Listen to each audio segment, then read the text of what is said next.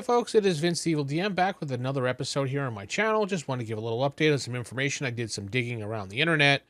I just wanted to find some information out if there was any rulings, any court cases, or any maybe, law reviews. Well, I happened to find one law review here from Iowa Law Review, and I am, again, no expert in this area. I'm just someone who wrote a clone under the OGL. Obviously, we don't need the OGL at all, and frankly, you can throw it out because it's just, you don't need it. But, again, I'm no expert. But so let's look into this article, Intellectual Property in Tabletop Games. We'll just jump into this. This is a very long, very, very, very long article with a lot of good information in it. But we'll skip to the most relevant part for this video, and I'll leave a link down below, and you can peruse it through into your leisure as much as you want. But anyway, this is under the copyright section. Historically, games were viewed as falling outside the scope of copyright protection. The rationale for this exclusion, however, is less than clear. Some cases consider games to be merely a set of rules that amount to unpredictable ideas. Others conclude that games are a system or a process, a long-held exclusion from copyright protection dating back to the Supreme Court's landmark decision, Baker versus Selden, which was a bookkeeping procedure case from, I'll just bring that back up here for you. Holding improved bookkeeping is not copyrighted from 1879. That is now codified in Section 102B of the Copyright Act. Whatever the precise rationale, there is a widespread agreement that game mechanics and rules are not entitled to copyright protection, even though a game's mechanics and rules are the heart of a game, are uncopyrightable. Numerous other aspects of it may qualify for copyright protection. For instance, artwork that appears on the box, cards, miniatures, and other components of the game may be protectable as pictorial, graphic, and sculptural works. Similarly, some board games surfaces that depict real or fictional locations and terrain may be copyrightable as maps. The text of the game's instructions may also be protected if it is sufficiently expressive to distinguishable from the underlying rules of the game. Now, this is where it gets into us.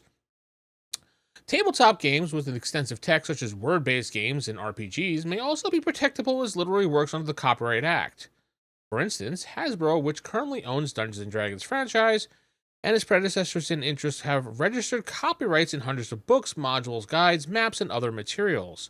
However, as noted above, the underlying rules themselves, as distinct from their expression, are uncopyrightable. Moreover, they, and I may pronounce this wrong, Sena Affair, I believe that's how it's pronounced, doctrine precludes protection for aspects of a work that are standard or common to a topic of a genre. For example, in a case involving alleged copyright infringement of a video arcade golf game, the Seventh Circuit held that elements such as golf clubs, greens, sand traps, water hazards, and information about wind speed and distance to the hole were all necessarily for a realistic video golf game, and thus uncopyrightable.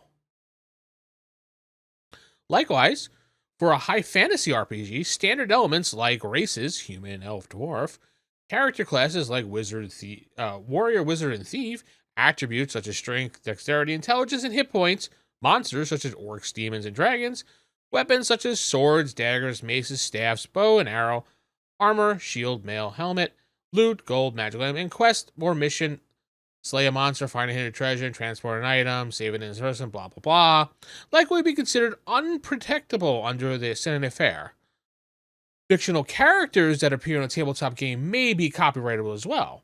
In general, fictional characters are copyrighted if they have a distinct characteristic traits and attributes and are sufficiently aligned to be recognizable as the same character wherever it appears. Courts have found that Tarzan, Mickey Mouse, James Bond, and Rocky Balboa, Godzilla, Superman, Batman, and even inanimate objects such as the Batmobile and Freddy Krueger's glove to be independently copyrighted of the works in which they appear.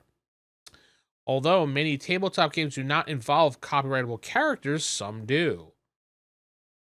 Now it gets into a little bit more about the distinct aspects of a tabletop RPG, like a particular persona in a game, how that would be copyrighted, or how the material is presented, how the rules are presented are copyrighted under the trademark laws or the copyright laws. But the actual general expressions of things like we just listed up here did not qualify for that at all. And savoir-faire, just some people want to know what that would be. This is a French phrase meaning scenes to be made. This phrase is commonly used in copyright law.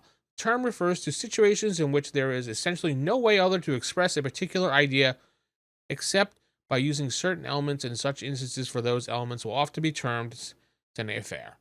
I know I'm pronouncing it wrong, and I apologize to all the attorney people out there who are screaming their names.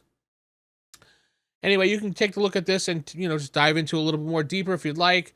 Obviously, there were various court cases that you can't copyright game mechanics, but they were ruling more towards board games and not towards RPGs, but it can be used as a basis for such cases that come up. Again, Wizards of the Coast is a giant company compared to a little guy who will probably not last longer than a few moments. So the fact of a lawsuit coming after you probably won't happen, but if it does, you're probably going to lose because Wizards of the Coast can outmoney you. Again, we have another court case runs in favor.